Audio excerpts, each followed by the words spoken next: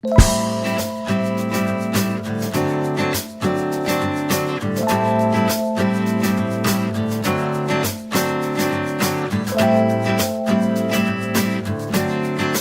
penggerak PKK Aceh bersama Dinas Pemberdayaan Perempuan dan juga Perlindungan Anak mensosialisasikan bahaya penyakit tuberkulosis serta bahaya pornografi pada pelajar SMA Negeri 1 Darul Imara Aceh Besar Selasa 16 April 2019.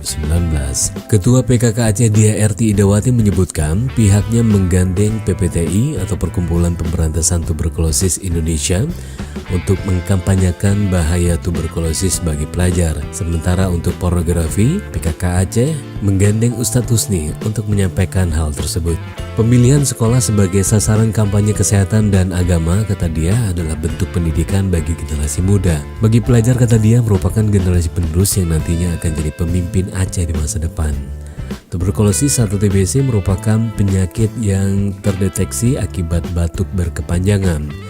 Biasanya batuk berlangsung selama 2 pekan dan penyakit itu bukan lagi penyakit yang menyerang mereka yang tinggal di tempat kumuh, tapi penularannya amat sangat mudah.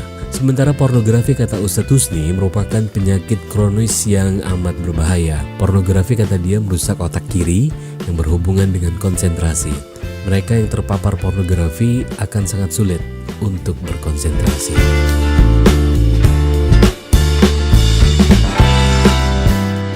Batu-batu